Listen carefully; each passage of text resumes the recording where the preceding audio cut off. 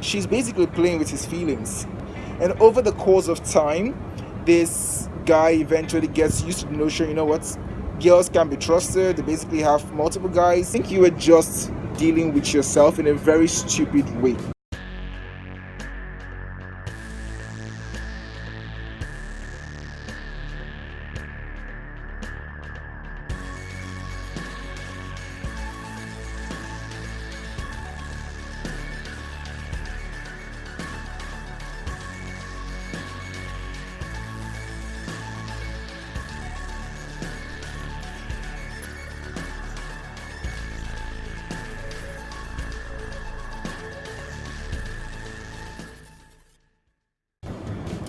So let's talk about something real, like this crazy ass ripple effects that I've come to notice occur in relationship.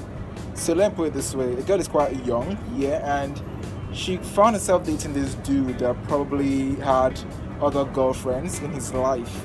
Now, this dude basically got married to someone and has probably been stringing this other girl along for quite a number of times. So it could be like 3 years, 4 years, you are seeing this guy. This guy is probably seeing several other girls or some other girl somewhere, and then ends up marrying the some other girl because that some other girl happens to be his preferred choice, and you're probably the backup choice.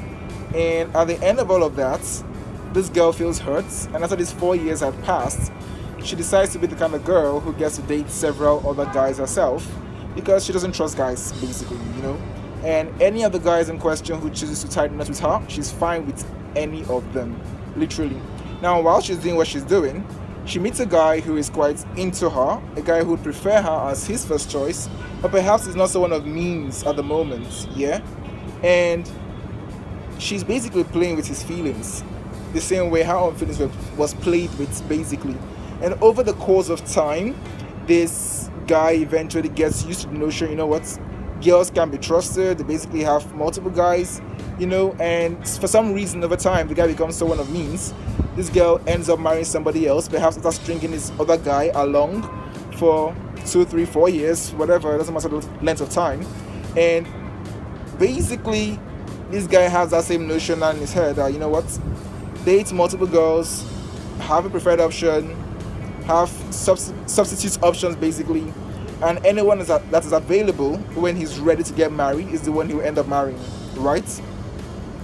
And this guy starts doing the very same thing, and then he meets this girl who is so into him, but he's not so into her, but he's keeping her along because she's just part of his criteria, and he's into someone else, and he then ends up marrying someone else, and this girl feels hurt, and she tells herself, you know what, guys are douche, I'd rather be with someone who, basically, guys are douche, and she'd rather have multiple people in her lives, and whoever chooses to tie down the nuts with her goes ahead. I think in this society, there are two classes of people in every relationship.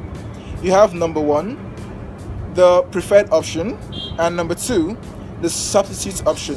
So you are either his or her preferred or his or her substitute. Now, whatever way you're ranking, basically, it seems like society is quite comfortable with people who are basically just stringing along for the ride, pending when someone ties the knots. And it's creating a ripple effect across multiple relationships because someone always gets hurt, and you take someone who is probably in his or her innocence, basically, you know, and then you rub the person off it and create this ripple effect that just keeps on lingering. I mean, I've never come to understand it. Like, why do we keep doing this? Why do we keep doing this? Why do we hurt and choose to network this hurt to someone else?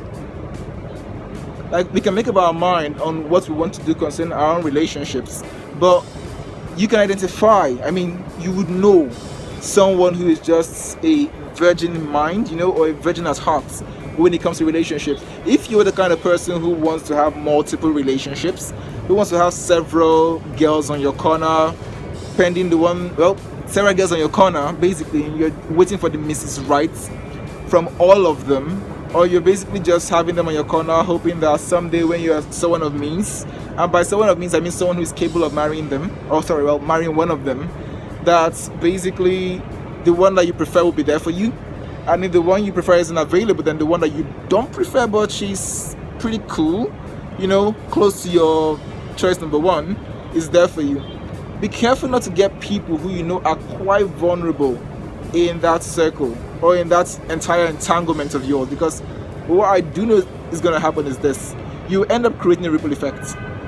You're going to change someone's orientation about relationships, and you will have this person go out there and start doing the same thing to other guys, and then she's going to meet someone who is so into her, who is probably faithful or loyal to her, and she's not loyal to him, and she'll end up screwing with his own mentality on relationships, and this same thing will keep on networking itself over and over and over and over. You want to change that. I mean, it's really, really important. So this is like food for thought. Think about it.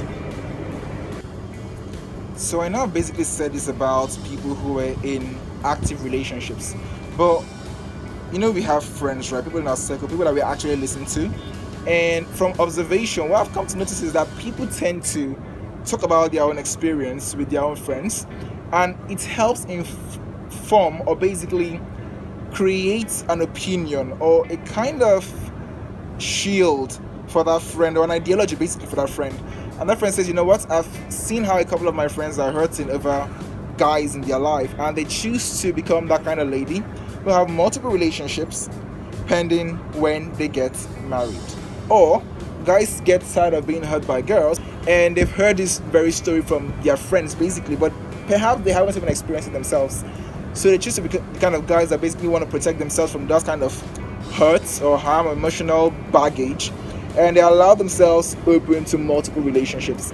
Now, perhaps there's a case to be made for people who don't sleep with the opposite sex in their relationship.